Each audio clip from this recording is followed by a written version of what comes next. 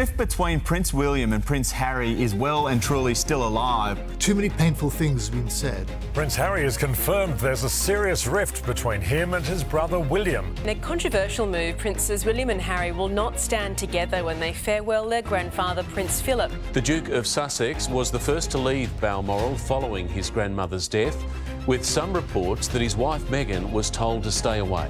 It wasn't all about Meghan. There doesn't seem a path out of this current situation. They are the broken brothers.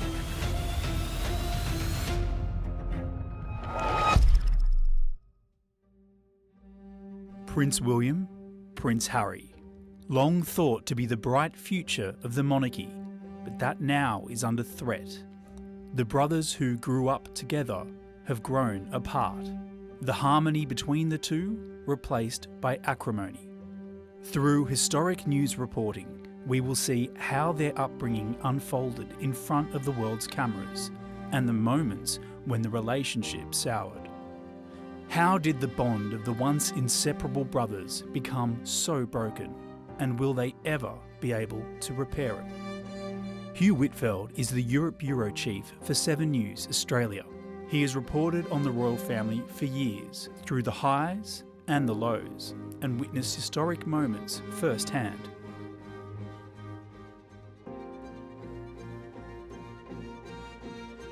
If we're going to go back to the start, you kind of need to go back to Princess Diana and Charles, and the way that Diana completely transformed the way that the royal family was viewed by the public, because all of a sudden in 1980, 1981, the relatively staid nature of the British royal family was upended by this glamorous, young, innocent-looking woman who was about to become the Princess of Wales. Radiantly happy and accompanied by her father, the 8th Earl Spencer, Diana bewitched not only the nation but the world.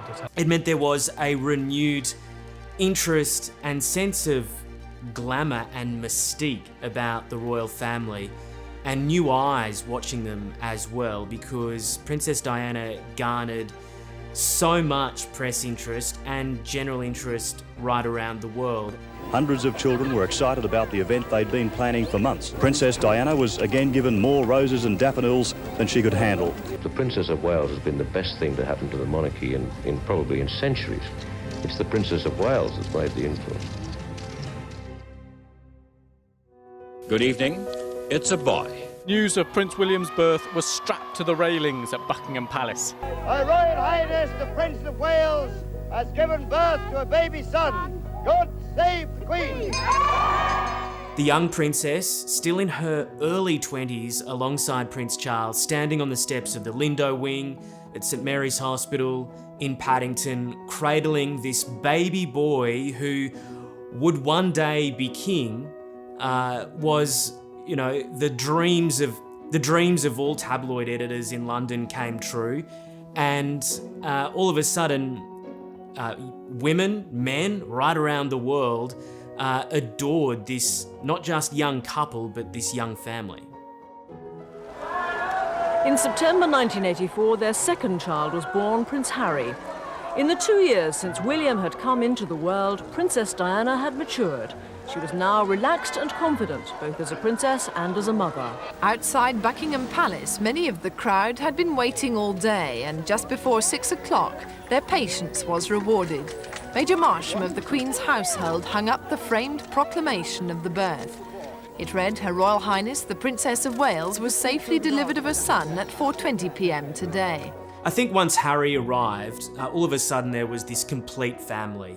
And these 2 young boys who were going to be raised largely, unfortunately for them, in the public eye, but with this somewhat innocent princess as their mother, and this young family, this idealistic family in a way, certainly in the way that they were presented to the public, with these 2, you know, very gorgeous little boys who were being shown around the world as the very image of the perfect family, and the way that the royal family wanted to be perceived.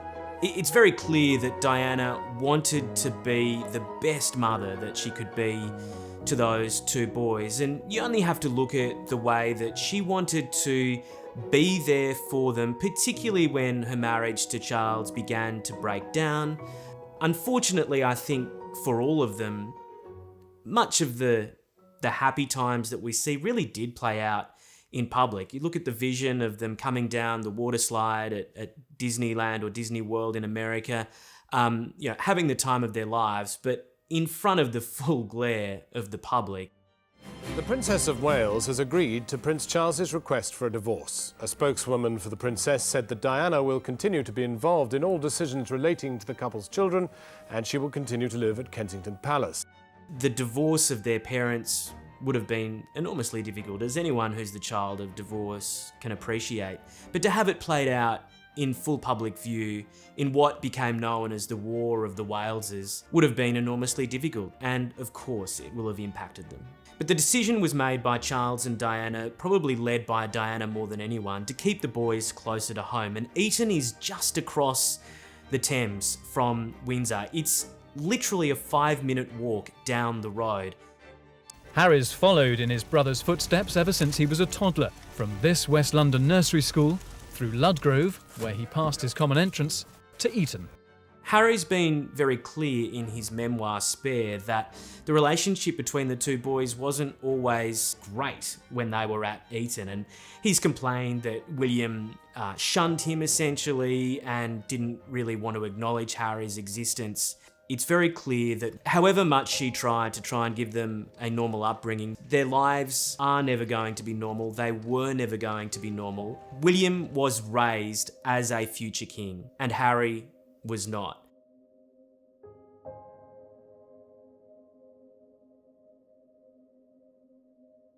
Diana, Princess of Wales, has been killed in a car accident. Our royal correspondent, Nicholas Owen, is with me now. Nicholas, one's heart goes out especially to the young princes, William and Harry. William and Harry, indeed.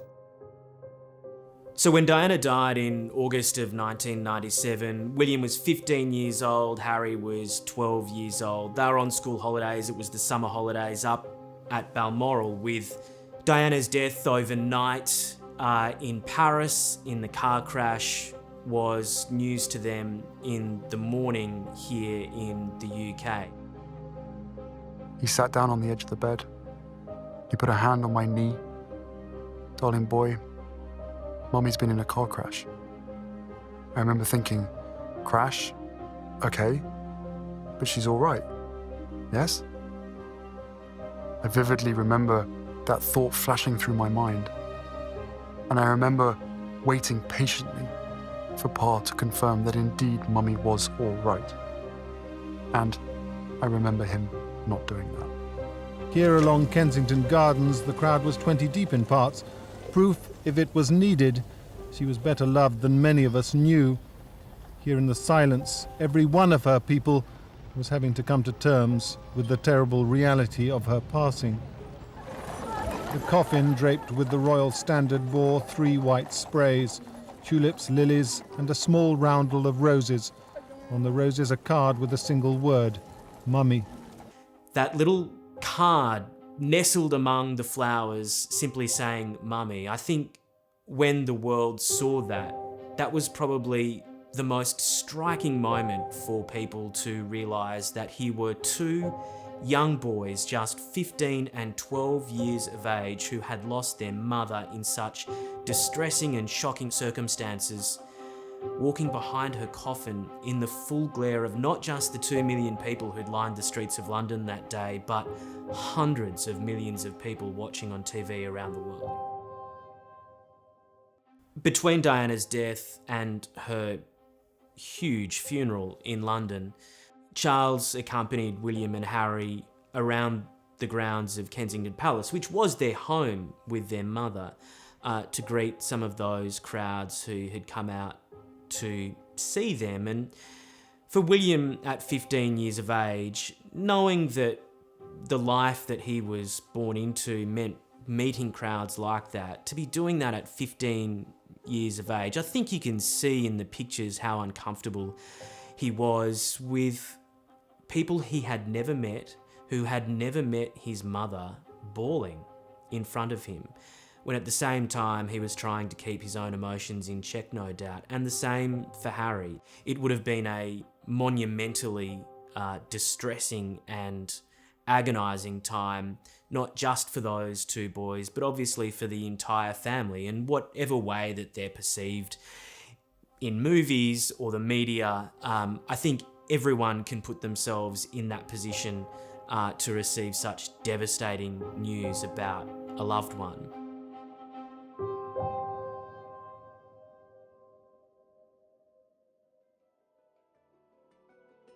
After the funeral of their mother, Harry and William returned to school. At Eton, they were largely out of the glare of the public spotlight. But as William finished school, followed shortly by Harry, their lives as young adult royals would see them open up to the public, gradually at first.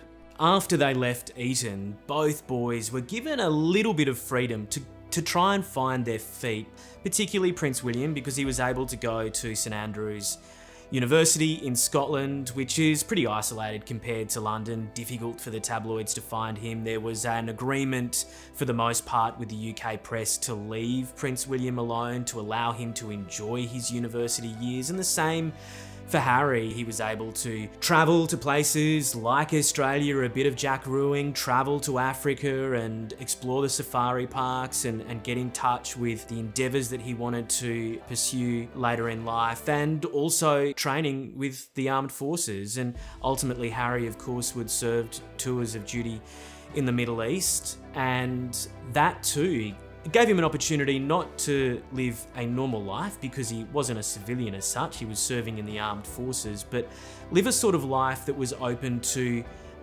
ordinary men from all walks of life. And both of those experiences for William and Harry were probably the happiest times of their lives because they were out of the public glare for the most part and able to grow as young men.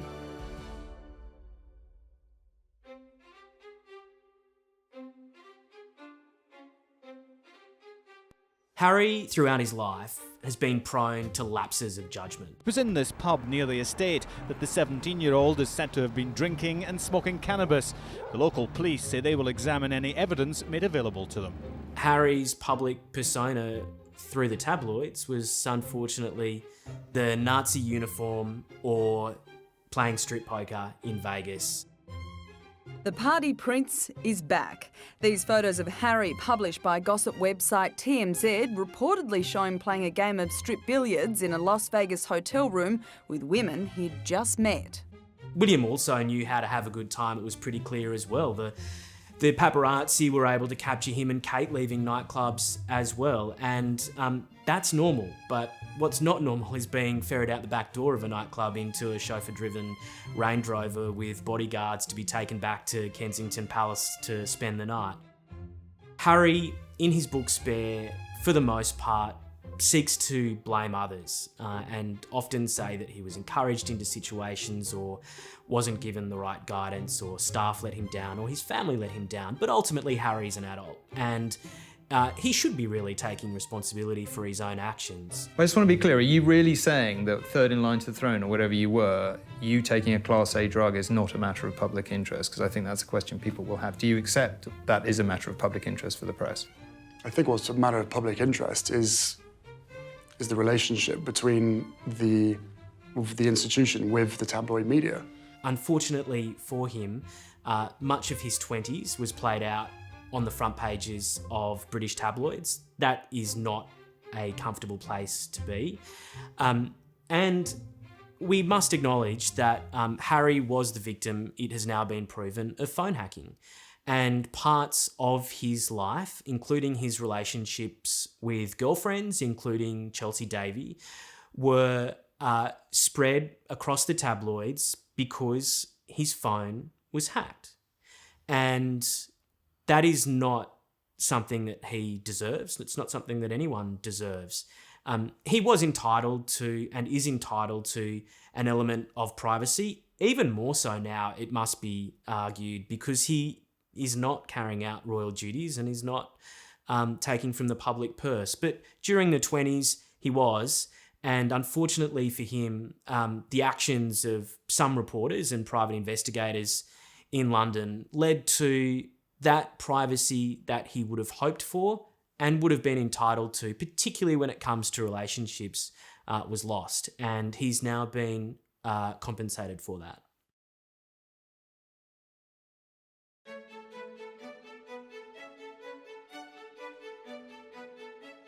I think it's very difficult to play, to look back at hindsight and play what-if history. But I think what Diana did instill in both boys was the desire from both of them to marry women that they loved. Both these men have looked to their heart over their heads when it comes to who they've married. And I think that Diana would have encouraged that. And the nation has a future queen. William has done much to give the royal family a more relaxed image. Now he is entering what seems a thoroughly modern marriage. Not so much stepping into the spotlight, but facing a firing line of flash guns. Prince William and Kate Middleton appeared before the cameras at Clarence House. Their wedding promises to be the biggest event in London between now and the Olympics. A small but determined crowd has set up camp by Westminster Abbey. Sleeping on the streets, a small price to pay for a front row seat to the wedding of the decade. And for the faithful, a preview of the main event thrown in for free. April 29, 2011, the new fairy tale was being written, and a commoner was marrying into the royal family and would one day be queen. Kate Middleton at the top of the aisle of Westminster Abbey, the place she will leave as a princess, stepping into the spring sunshine, the new royal couple, the Duke and Duchess of Cambridge. There were the new Duke and Duchess of Cambridge emerging from Westminster Abbey on a fantastic day in London, with crowds enjoying the fact that their future king had found the love of his life. And it's very clear that William has married his first love, essentially, in Catherine Middleton, now the Princess of Wales, taking on Diana's former title.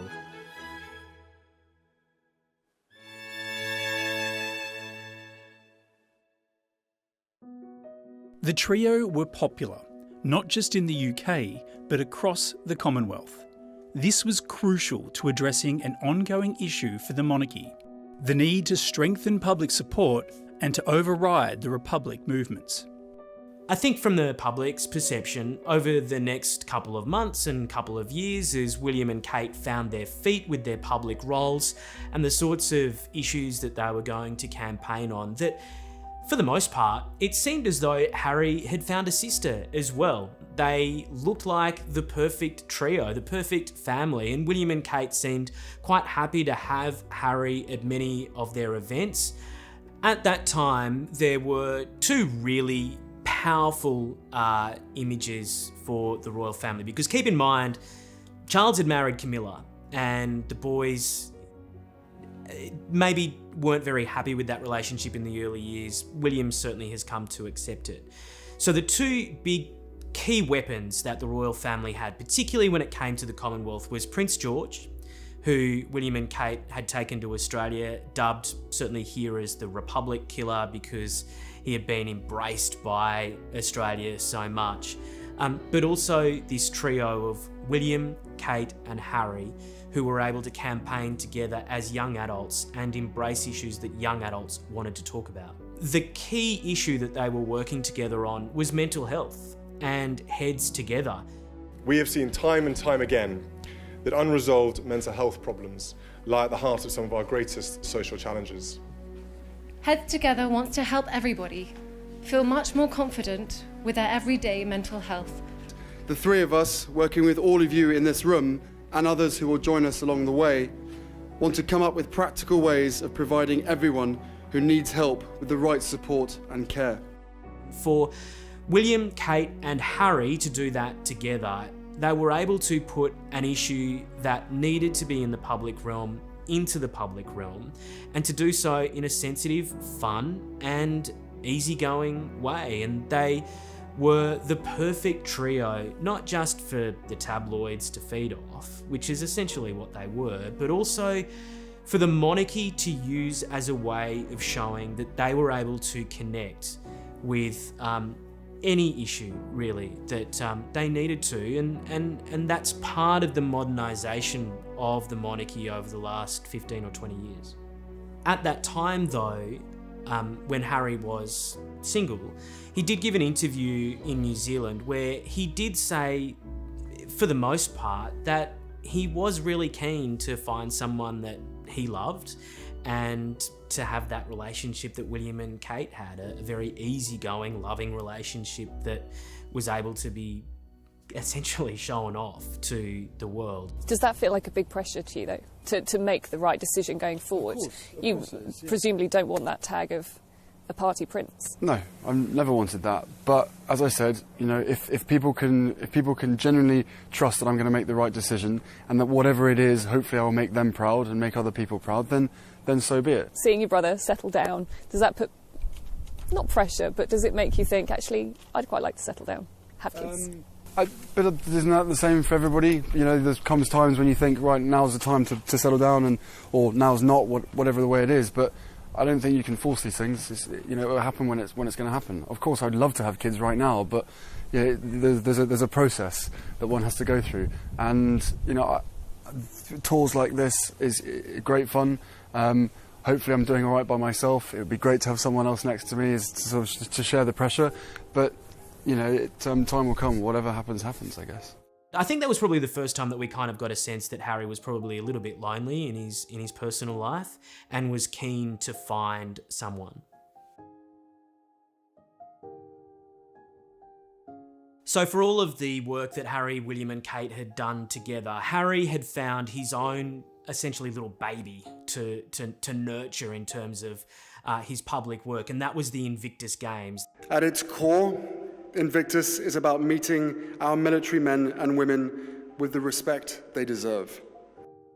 Harry had been the subject of rumours about his relationship with an actress, and then at the Invictus Games in 2017 in Vancouver, there is Meghan Markle alongside Prince Harry. So it's taken more than a year since their relationship first started, but Prince Harry and Meghan Markle have decided that this would be the event at which they would be seen together for the very first time. Unless you'd watched Suits, it was probably the first time anyone had ever heard of Meghan Markle, ever seen her, and to have her alongside Prince Harry was a huge moment. Not just for the royal family, but for royal watchers as well, because all of a sudden we got a bit of a sense as to how the next couple of years would play out. Does it confirm there's a royal wedding on the way? Of course not, but it does increase the speculation about one, because the couple have decided to show the world, and yes, the world did appear to be watching, that they are serious about one another. It wasn't long after that appearance before one morning in November 2017, an email landed in my email box and the email boxes of other correspondents here in London that Harry and Meghan were engaged and there'd be a photo call at Kensington Palace in just a couple of hours' time.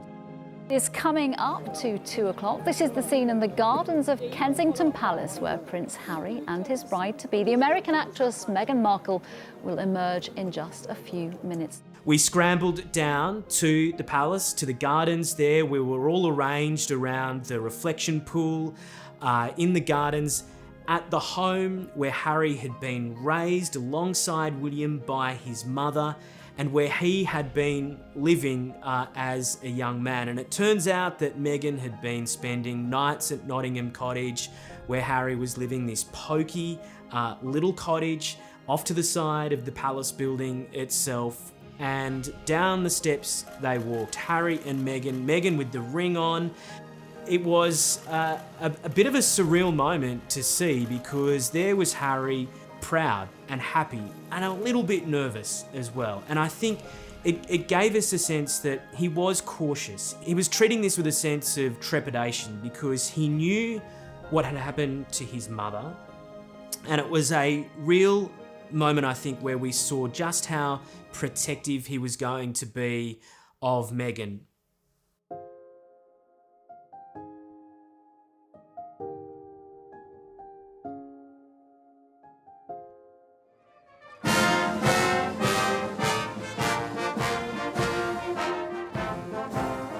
The wedding was a great day, and it was a great week. Mainly because the weather was so good in Windsor. Not a cloud in the sky for the whole week. It was so green in the parks and the lawns surrounding the castle, and people were camping out on the streets of Windsor, a town not immune and not foreign to royal watches and big royal events, but here was a genuinely happy occasion. It's obviously marvellous, and I'm sure it'll be a very special day for everybody. And what's it been like getting to know Miss Markle, welcoming her to the family? It's very nice, and it's all very exciting. So you're all ready? We can't wait. As the royal wedding becomes a soap opera, the show must go on. The world's media is here. This town is about to host a huge outside broadcast, and 3 days out, the palace's PR machine has seemingly lost control. Unfortunately for the Windsors, nothing ever really goes to plan. There's always a curveball, there's always an issue, something always upsets the narrative. And on the occasion of Harry and Meghan's wedding, it was Thomas Markle. All weddings are prone to family drama, but this weekend's royal wedding had it with the world watching. A Hollywood fairy tale would not be much of a summer blockbuster without a crisis and some colourful characters. And they claim he's been staging photos to sell to the world's media. The Mail on Sunday published this video as evidence. Thomas Markle and paparazzi snapper Jeff Rayner are in it. Meghan's 71-year-old father is photographed lovingly looking at articles of his daughter and Harry online, but it's said to not be a chance encounter. Images of Mr. Markle getting fitted for a suit were also said to have been staged for money. It immediately caused alarm bells everywhere because nobody really knew who Thomas Markle was. We knew that Doria Ragland, who was Meghan's mother, was very close to her daughter, but who was Thomas? Who was Thomas Markle, the lighting director for TV sitcoms in Hollywood? Would he be coming to the wedding? Would he be walking his daughter down the aisle? And then just a few days before, news that Thomas, under the stress potentially of the tabloid headlines that had been generated by these photos, had suffered a heart attack. Could Harry and Meghan contact him? There were text messages apparently being sent backwards and forwards, phone calls to try and track Thomas down to make sure that he could make the wedding of his daughter. Ultimately, he didn't come, and it was Prince Charles, at the time, walking his daughter-in-law down the aisle. Obviously, proud as punch that his son had found a woman to love and to marry. And it was the perfect image, and it was, for the most part, the perfect day. The crowds were so happy. People had flown in from around the world, including Australia, to be there. 100,000 people lining the long walk. Their only glimpse of Harry and Meghan riding past in the carriage for a brief moment after waiting out, in some cases, days to be there. But everybody loved it. It was perfect.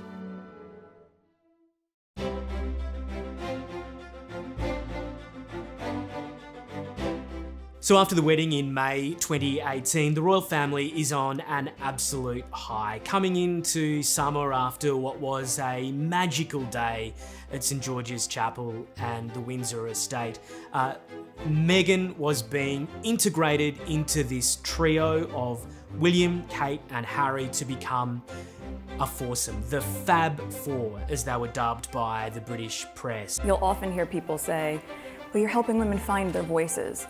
And I fundamentally disagree with that because women don't need to find a voice. They have a voice, they need to feel empowered to use it, and people need to be encouraged to listen.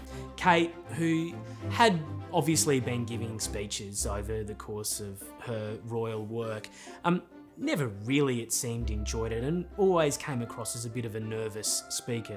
Actually, going back right to the beginning, when we were looking at the different ways in which we could all work with the foundation. But Meghan was an actress. She knew how to perform. Well, obviously it's incredibly exciting, and yes, I think for me it's been a very long time working on cause-driven work, specifically with women and girls' rights. She oozed confidence on that day, alongside what we now can appreciate would have been a slightly nervous and perhaps even uncomfortable William and Kate, who probably, too, for the first time, had seen themselves lined up against this, perfect public performer in Meghan. And I think Harry was pretty happy with it. Meghan, you are new to the foundation, but you have lots of experience working with charities, especially grassroots organisations. It would be interesting to find out, first of all, your impressions of the Royal Foundation so far and what you're hoping to do. Don't be too critical. Yeah, no, of course. At the time, from a journalist and a correspondent's point of view, it appeared that this was the future.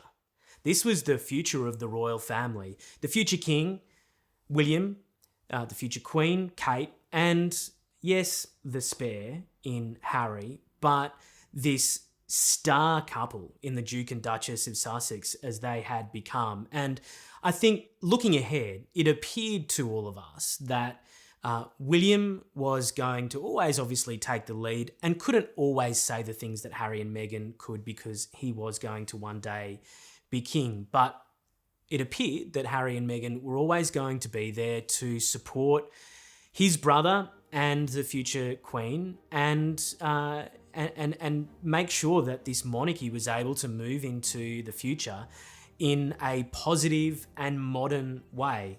Ultimately, behind the scenes, things were falling apart at the seams.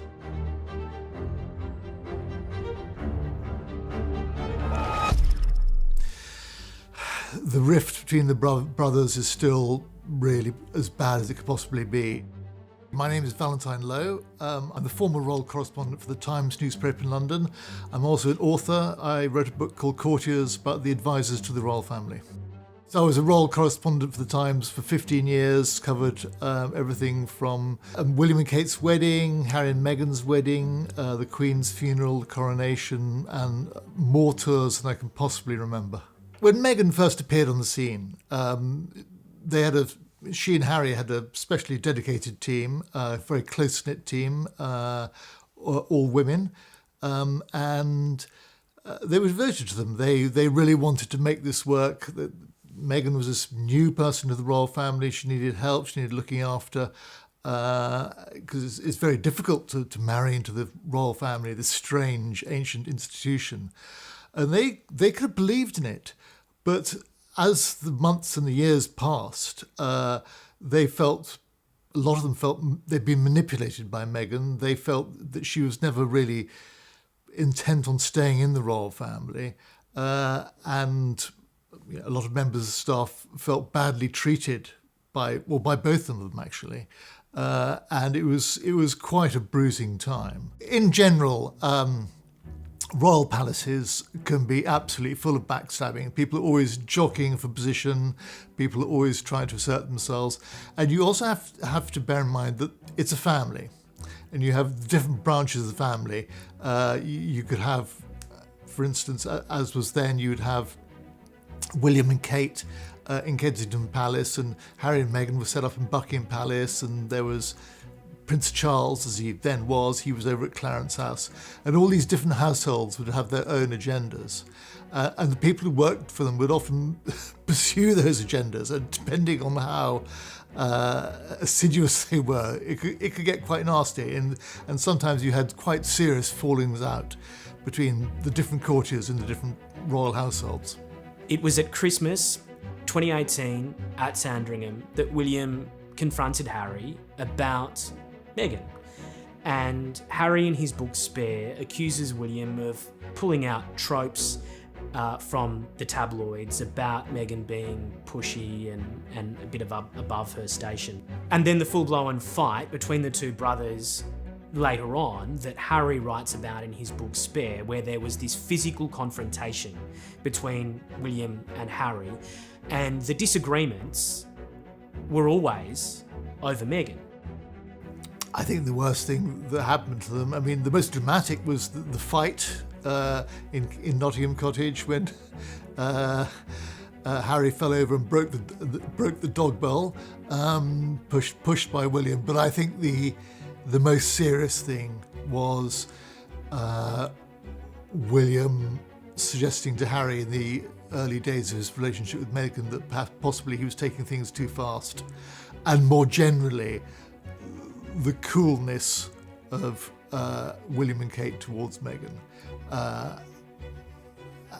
And when I say the coolness, I mean, I think they're partly to blame, but also I think Meghan was difficult. So the failure of that relationship between William and Kate and Meghan, that was the most serious thing in the rift between the two brothers. The rift was between the men, the brothers, who had seemed rock solid for so long. In the early days, it did appear to many that this was just tabloid scuttlebutt. But ultimately, it's all been proven true, because Meghan, according to her, was made to feel uncomfortable, not just by William and Kate, but by other members of the royal family, and it all ultimately led to Megxit.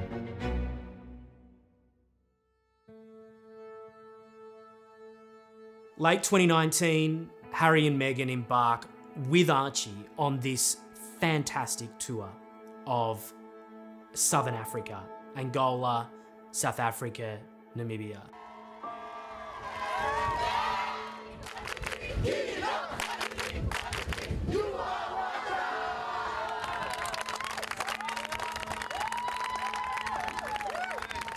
And the headlines were perfect.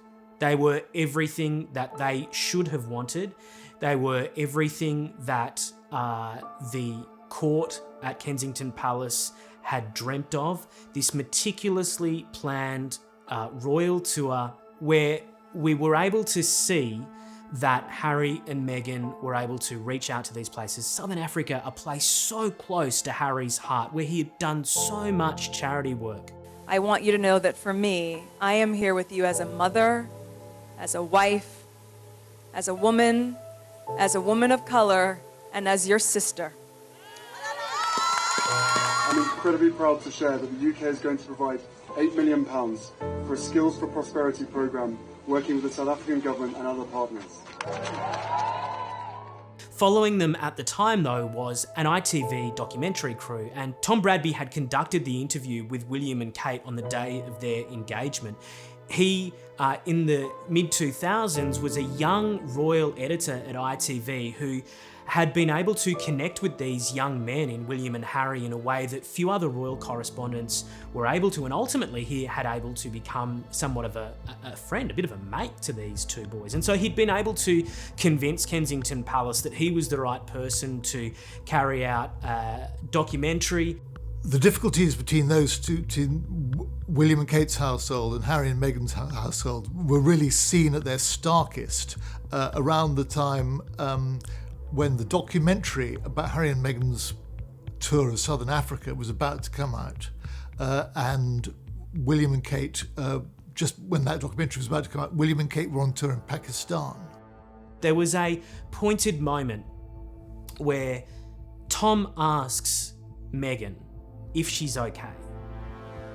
And the cracks start to appear, and the tears begin welling up in the Duchess's eyes, because she says that she'd never been asked that, and no one really asks if she's okay. Yeah, well, I guess, and also thank you for asking, because not many people have asked if I'm okay, but it's a very real thing to be going through behind the scenes. And the answer is, would it be fair to say not really okay, as in it's really been a struggle? Yes. She wasn't happy, she wasn't okay, and when that documentary went to air a few weeks after the tour, there was proof. Prince Harry has tried to shield his wife and child. I never thought that this would be easy, but I thought it would be fair. For me and for my wife, you know, of course there's a lot of stuff that hurts, especially when the majority of it is untrue. It's not enough to just survive something, right? Like, that's not the point of life. You've got to thrive, you've got to feel happy. Harry has been shown as a vulnerable young prince, still struggling with the loss of his mother and trying to protect his family from what he sees as a very real threat. There was a lot of bitterness in William and Kate's household, because that story, when that came out, that made headlines everywhere, and it rather slightly overshadowed William and Kate's tour of Pakistan, which was a big tour for them. So there were definite rows between the two households then, and yeah, some serious conversations. But at one point, William thought, well, you know, my brother is obviously in a bad state. And this is when he got back. He wanted to go and see him. And they were speaking, I think they were speaking by WhatsApp. And William said to Harry, you know, look, can I come round? Can I come round and see you at Frogmore Cottage in Windsor? And Harry was sort of okay about this, but then he said, well, who do you have to tell? And William said, well, you know, I have to tell my private secretary because I have to change my diary, I have to change my arrangements. And Harry said, well, don't come, because if you tell your private secretary, if you tell your people, your staff, it's going to leak, and I don't want it to leak. So the level of mistrust between Harry and Meghan's people and William and Kate's people was that bad that brother couldn't see brother when he was having a hard time. Yeah. After the documentary airs, the pressure is building because it's opened the door, particularly for the British press, but also the US press as well, that is not immune from criticism in all of this, to start questioning Meghan's role, the relationship between Harry and Meghan, and the relationship between both of them and the rest of the family. Just days after leading the press pack through 4 countries in southern Africa, Prince Harry, with reporters and photographers in tow chronicling his charity work for the world to see, news of another front opening up in the escalating battle between the Sussexes and Britain's tabloid papers. We have proof now that things aren't right. Behind the scenes on this tour though, Harry and Meghan are engineering their first legal action against the tabloid press for what Harry perceived to be intrusion into his private life before Meghan arrived. He's been alerted by lawyers to what they considered to be phone hacking, press intrusion, blagging by sources that resulted in those tabloid stories being published about Prince Harry during his years before Meghan. 2 lawsuits filed in London's High Court, the Duke of Sussex against News Group and another against MGN. Prince Harry is claimed to be among those victims, potentially when he was a teenager. Buckingham Palace confirming the lawsuits relate to the illegal interception of voicemail messages. It was a very difficult time, but one thing you have to remember is that it wasn't all about Meghan. One shouldn't make the mistake of blaming Meghan for everything, because what you have to realise is that Harry was actually pretty unhappy before she turned up. His battles with the media long predated Meghan's arrival. And one of the most interesting and perceptive things that someone said to me while I was researching my book, this is someone who'd been close to Harry at one point, he said he didn't like what he and Meghan had done, but in a way, she did him the greatest kindness because he was obviously unhappy, and she came along and showed him a way out of the unhappiness he was in. In the run-up to Christmas, clearly the pressure reaches a point where they don't want to be here in London. They don't want to even be in the UK. They decide to head to Canada. They're going to spend Christmas in Canada, away from Harry's family. Probably not the situation that the Queen certainly will have hoped for. They spend 6 weeks away to take time out. They return to London, and their first engagement that year, as a symbol of thanks to the people of Canada, is a visit to Canada House on Trafalgar Square in central London. And they're greeted by the High Commissioner, they sit down for tea, and they're there to promote Canadian culture and values and the sort of thing that any member of the royal family would rightly do for not just a Commonwealth nation, but a realm nation where the Queen is on the throne. But it was that night that the sun splashes with news that Harry and Meghan are leaving. They want out. And again, the narrative that was, the positive narrative that was going to be portrayed of, yes, they've had their 6 weeks away, they're saying thanks to Canada. It doesn't even get a couple of hours at the top of the news websites and the TV news before there's another story, and Megxit is on. Harry and Meghan going rogue, resigning from the royal family.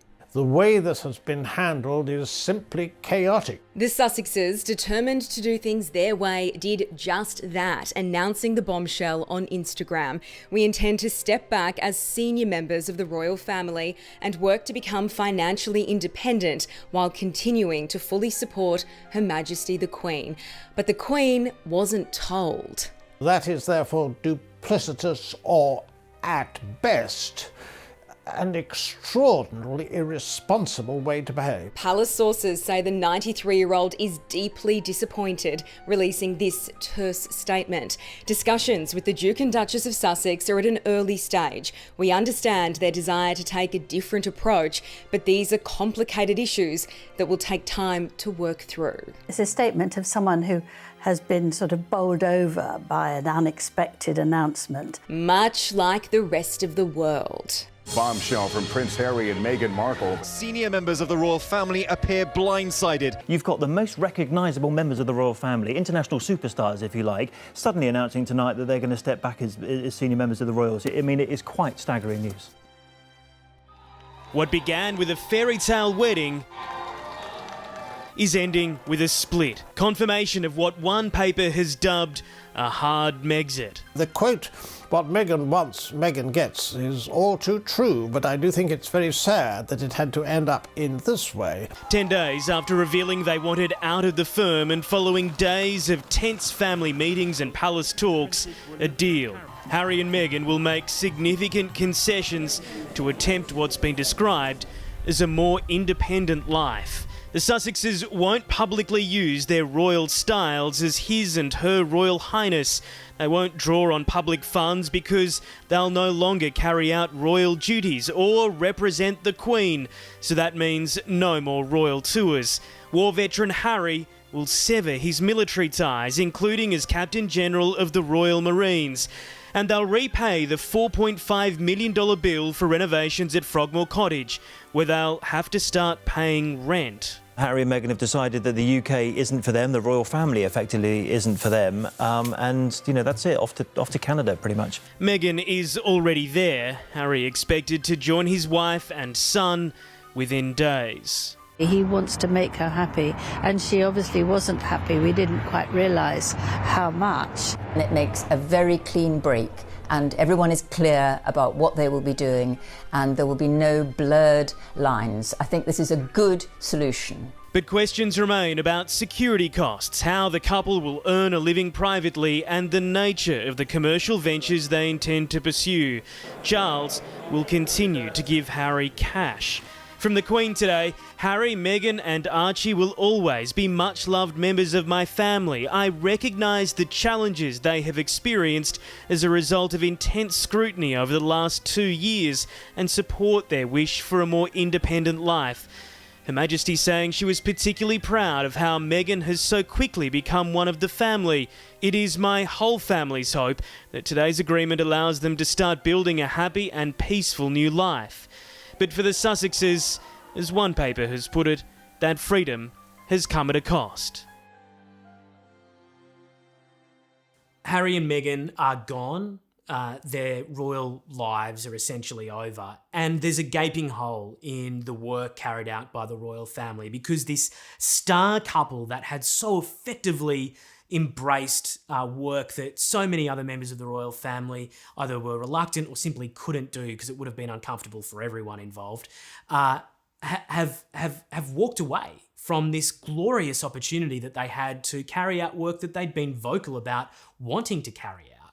William and Kate are kind of left on their own as the sole standard bearers of the modern monarchy that the Queen had been very keen to push forward, but most certainly the then Prince Charles was trying to engineer a slimmed-down modern monarchy. But the star couple are gone, and William and Kate absolutely already so powerful in their own right and glamorous in their own right as well, are left to carry the can, and they are left in a difficult situation because they have a young family, 3 young kids. They want to raise them as much as they can in a normal environment and be there for them. But Harry and Meghan have bunked off, and it immediately increases the pressure on William and Kate to be there for the royal engagements that they're expected to carry out. Harry and Meghan are clearly trying to forge their own path in Hollywood and trying to find their feet in a very non-royal environment. They're trying to really play on their Duke and Duchess titles, albeit without the HRH before them. And they start to go down a path that is so foreign to the royal family. Members of the royal family have given interviews before, but they don't give interviews like the one that Harry and Meghan gave to Oprah. At home in California. I know.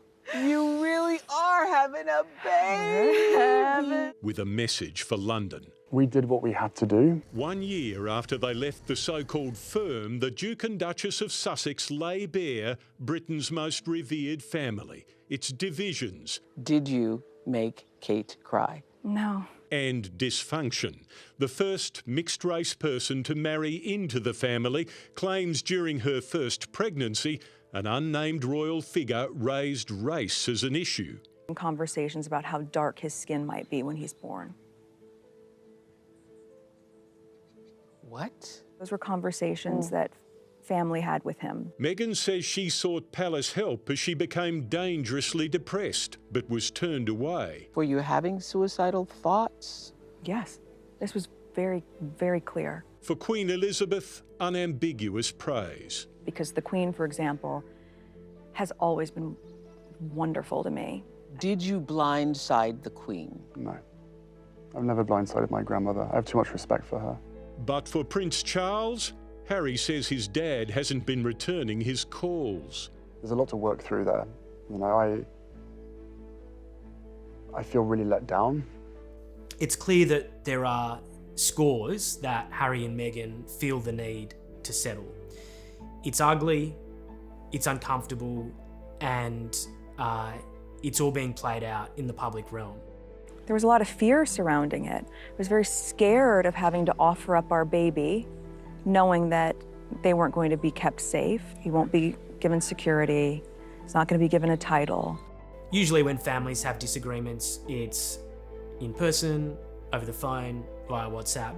But very few families air their dirty laundry or their vengeances in front of a global TV audience of tens of millions of people. The failure of that relationship between William and Kate and Meghan, that was the most serious thing in the rift between the two brothers.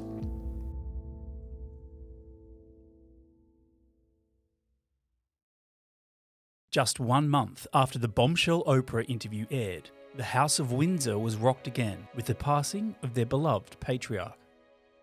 In April 2021, the sad news emerges that Prince Philip has died. He'd been sick for some time, obviously. He'd been in and out of hospital here in London. But it came as a bit of a shock, in large part because this was going to be a difficult funeral and mourning process for the royal family to manage, because at the time, the UK was the subject of COVID restrictions. So there were only going to be 30 people inside St George's Chapel for the Duke's funeral. Harry flies back alone. Meghan doesn't come with him. More than a year since they were last together in person, a month since Harry told the world William is trapped, now a chance to heal. The friction that we are told has arisen is a friction better ended as speedily as possible. Speaking to the BBC, former Prime Minister Sir John Major, who was appointed as a special guardian for the brothers after Diana's death, the only British politician invited to the Sussexes' wedding. A shared emotion, a shared grief at the present time because of the death of their grandfather, I think is an ideal opportunity. I hope very much that it is possible to mend any rifts that may exist. Prince Philip, who endured his own difficult childhood, nurtured his grandson Harry to follow in his footsteps. Both served in the armed forces. The Duke was in hospital when those damaging accusations against the family were made in last month's interview. Philip's funeral on Saturday will be held at the same chapel where the world watched Harry and Meghan wed in 2018. This time, all eyes will be on a different relationship as Harry and William stand side by side.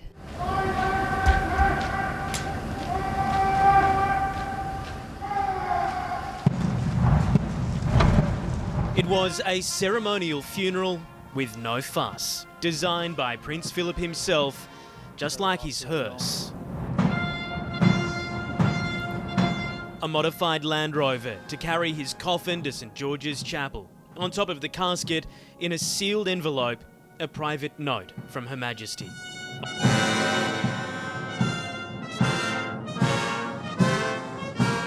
On the toughest of days, the Duke of Edinburgh's children and grandchildren took the long walk to the chapel following the Land Rover. Today there would be no military uniforms as traditionally worn, the Queen ordering them instead to wear suits with military medals to avoid controversy. Charles and Anne taking the lead, but it was William and Harry most people were watching. Her Majesty making the journey in her Bentley with her lady-in-waiting. It was our first glimpse of the Queen on her day of heartbreak, wearing a face mask according to Britain's COVID rules. Then, at 3 p.m, as the Duke's coffin reached the chapel entrance, gunfire, as the United Kingdom fell silent in a mark of respect. Number one! Number one! Fire! Fire!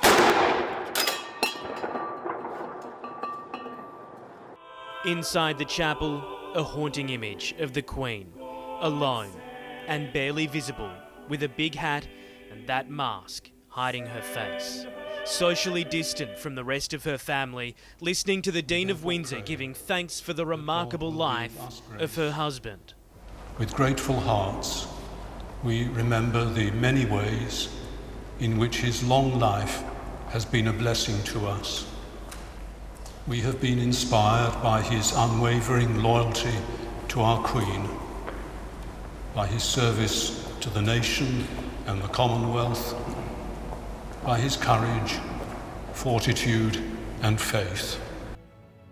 At the end of the funeral, there's a moment where it appears that Kate engineers a small walk and talk between the two brothers. It's the first public rapprochement that we've seen in many, many months between the two brothers, who it is now absolutely clear, and it is without doubt, that there is a rift between the two of them. Surely one image that would gladden the heart of the Queen on such a day. Well, it is often said that funerals are moments of reconciliation, and that is a sight, let's be honest, that many people really wanted to see. Not least those in the family themselves. It looks like that the funeral might be the moment where these two young men who've lost a grandfather that they deeply adored might be able to mend those bridges and to bring some happiness to their father as well, who's clearly distressed at the way that this relationship between the two boys has fallen apart. Unfortunately, it didn't last long. In September of 2022, the royal family changed forever. A few moments ago, Buckingham Palace announced the death of Her Majesty Queen Elizabeth II. Breaking news from Scotland, here at Balmoral, where Her Majesty Queen Elizabeth II has passed away at the age of 96. The Queen is dead. At 96, Elizabeth II is gone. The Queen died peacefully at Balmoral this afternoon. The King and Queen Consort will remain at Balmoral this evening and will return to London tomorrow. The death of my beloved mother, Her Majesty the Queen, is a moment of the greatest sadness for me and all members of my family. We mourn profoundly the passing of a cherished sovereign and a much-loved mother. I know her loss will be deeply felt throughout the country, the realms and the Commonwealth, and by countless people around the world. During this period of mourning and change, my family and I will be comforted and sustained by our knowledge of the respect and deep affection in which the Queen was so widely held.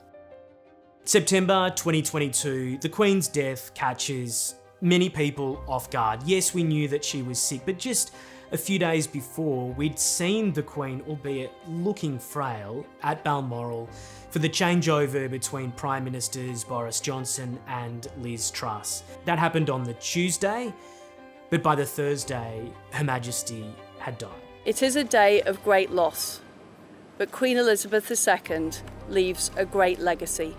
And there is a scramble by members of the royal family to get to Balmoral to try and be there in time.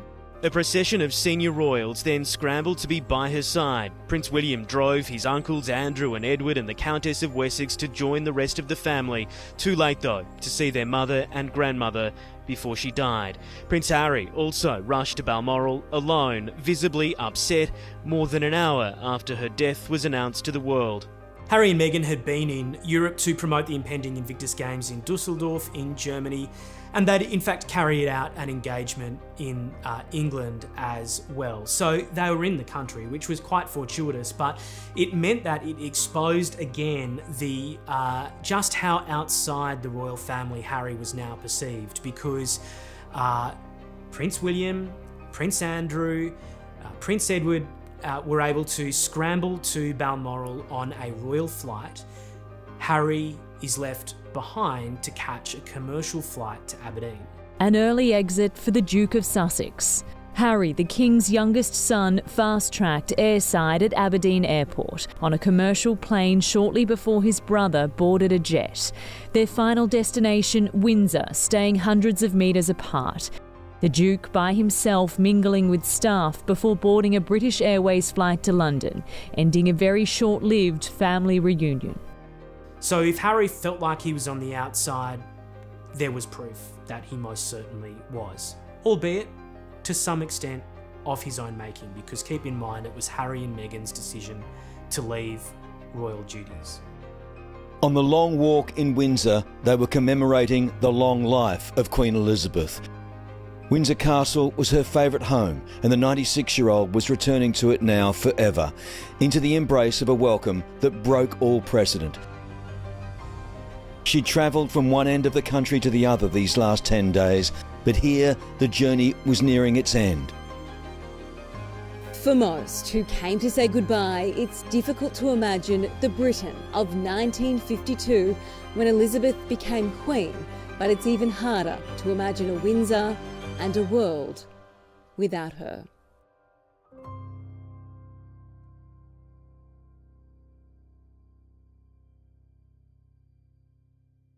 After the passing of the Queen, Prince Harry made an announcement.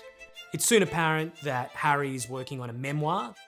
Well, it's blunt and it's pretty straight to the point. Spare is the title of Prince Harry's upcoming memoir, a riff on the old adage, the heir and the spare, a reference to the line of royal succession, and words, of course, Harry has lived his life in the shadow of.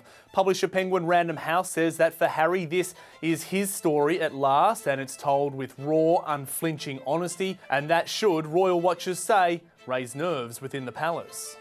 The memoir will chart Harry's childhood, his mother's death, and the reasons why he decided to move his family to the United States. By the time the book came out, it's very clear that Harry is taking vengeance, and he's, for want of a better term, dropping bombs. So far, Harry's memoir has sold 750,000 copies across the UK, making it the fastest-selling memoir of all time. In addition to talking about what happened in Afghanistan, we know he reveals a lot, almost everything about the relationship with his family, including that physical altercation with his brother. He's quite keen, it seems, to portray himself as somewhat of a victim. He airs dirty laundry about his relationship with his brother. He details disagreements, arguments, physical fights between the two brothers. He describes his stepmother Camilla as a villain. And he doesn't cast Kate in the most positive light either. Many wonder what's left to tell after his unsparing TV interviews. She was the villain.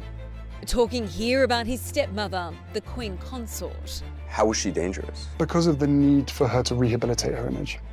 That made her dangerous? That made her dangerous because of the connections that she was forging within the British press.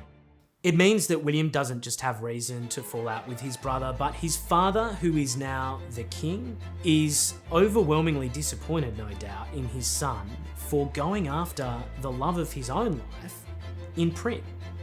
The Windsor home was a wedding gift from Harry's late grandmother, but after the publication of his explosive memoir in January, the King has reportedly offered the keys to his brother, Prince Andrew, the Duke of York resisting the pressure to downsize from his current mansion as old family tensions dominate a new reign.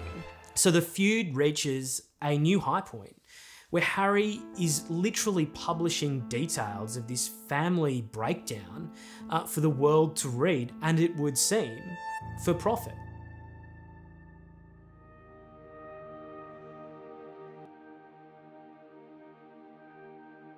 A new dawn over Buckingham Palace, King Charles III, its new primary resident, the new normal after the world saluted Queen Elizabeth II for the final time. Buckingham Palace, the place where Charles was born, today marked new beginnings. He and Queen Camilla carried in the Australian-made Diamond Jubilee coach, drawn by 6 Windsor Greys and escorted by 200 cavalry, in the King's procession. Everything precision planned except for the weather. They say long to reign over us, and today it did. In a word, miserable. But the crowds didn't flinch, and nor did the troops. It looked spectacular. The bells announced the arrival of the ceremony's final guests, Charles and Camilla. They were followed by the Prince and Princess of Wales and their children. Britain's last coronation was for the Queen, 1953. Charles was 4. Since then, this place has hosted her funeral and that of ex-wife Diana's, personal low points. Today, a life high. The climax of the day, his life, the crowning. At over 2 kilos, it's extremely heavy, the symbolic weight far heavier. 74-year-old Charles Philip Arthur George, King Charles III. It will be a popularity boost the monarchy desperately needs. But in the meantime, Charles, the caretaker king, could today at least sing along with the fans. Happy and glorious. Charles is now the king, and he would have no doubt dreamt that and hoped that his 2 sons, his 2 precious boys, would have been there to support him during his reign.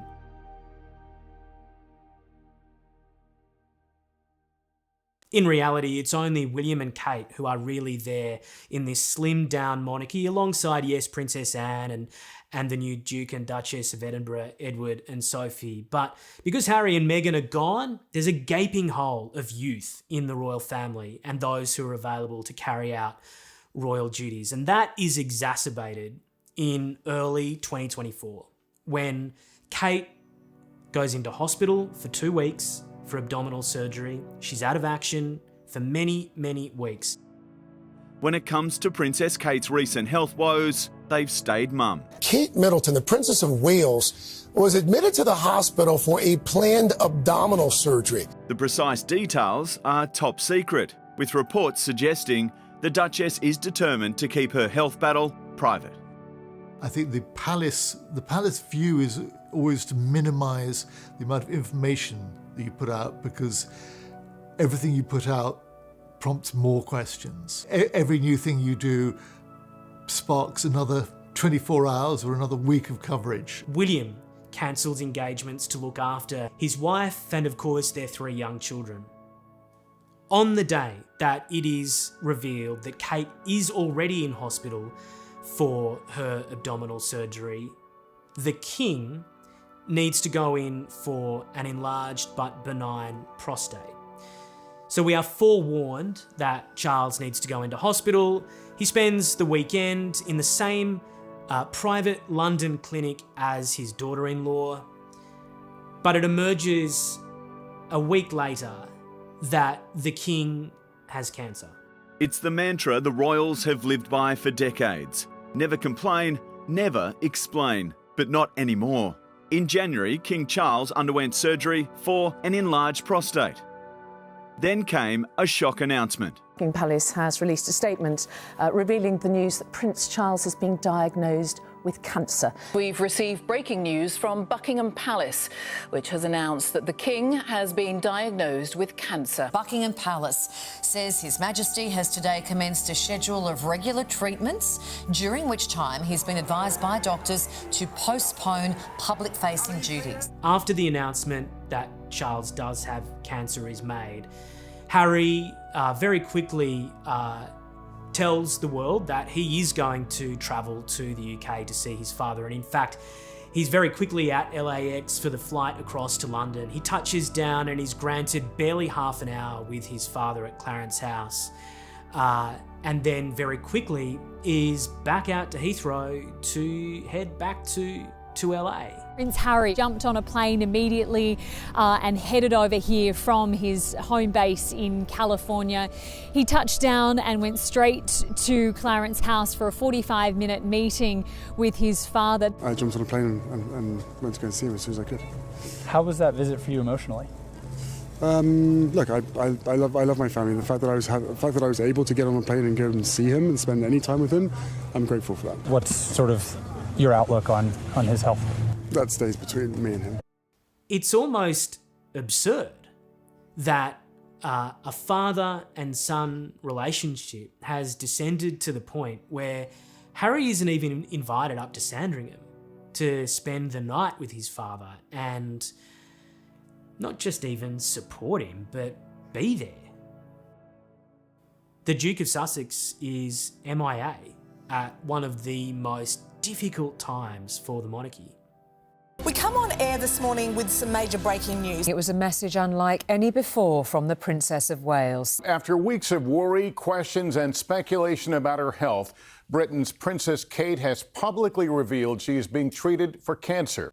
In January, I underwent major abdominal surgery in London, and at the time, it was thought that my condition was non-cancerous. The surgery was successful. However, tests after the operation found cancer had been present. Kate's cancer diagnosis capping off a difficult few months for the royal family. Around the time she underwent abdominal surgery in mid-January, the King was treated for an enlarged prostate, announcing weeks later that he has cancer. Early March, the Princess published a photo of her children, later pulled by international news agencies because it had been digitally altered. Kate later said she'd edited the image. All the while, her absence from the public eye fueled conspiracy theories about her well-being. From Buckingham Palace, His Majesty is so proud of Catherine for her courage in speaking as she did. Harry and Meghan saying, "We wish health and healing for Kate and the family and hope they are able to do so privately and in peace." And little brother James Middleton, "We have climbed many mountains together. As a family, we will climb this one with you too." I'd like to take this opportunity to say thank you also for the kind messages of support for Catherine and for my father, especially in recent days. It means a great deal to us all. It becomes really clear that the modern monarchy that Charles had pushed so hard for, that had been criticised in fact by Princess Anne, is now too slim. And that is in part because Harry and Meghan didn't want to be a part of it. Harry's trip to the UK is so brief that he doesn't go to Windsor, to Adelaide Cottage, to see his brother or his sister-in-law, who herself is pretty ill.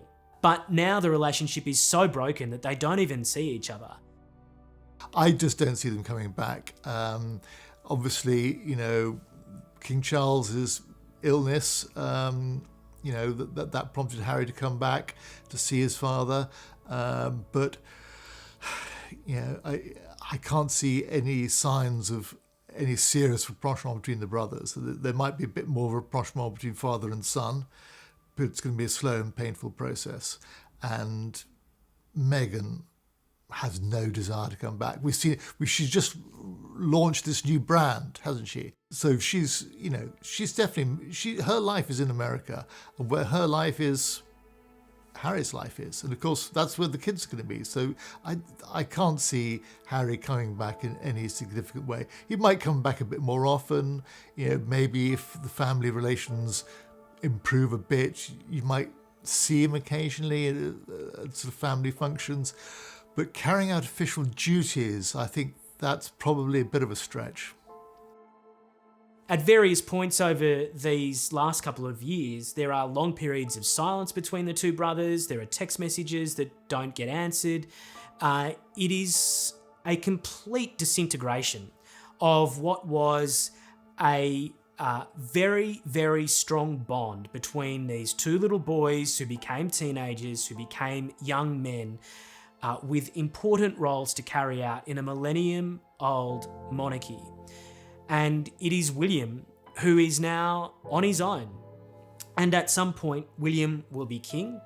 And it is now very clear, if the current situation persists, that the man that he could have expected to rely on to be there for him, for the firm, for the country really, isn't going to be here at all. This relationship has clearly been through peaks and troughs over the last couple of years since Harry got married.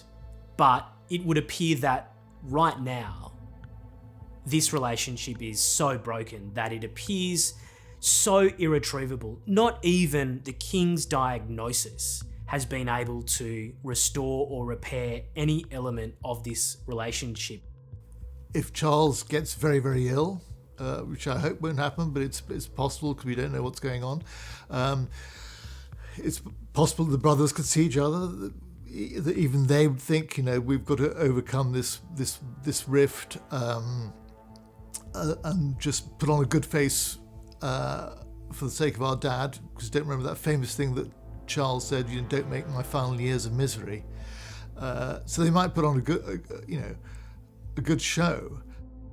If there was a low point, this right now is one of them. I don't think there's any chance of them having a serious reconciliation in the near future. Too many painful things have been said for those wounds to be healed at any time soon. The relationship is so broken, potentially so irretrievable, that it's going to clearly take potentially another cataclysmic event to change things. We don't know what that might be, but for the most part, they are the broken brothers, and there doesn't seem a path out of this current situation.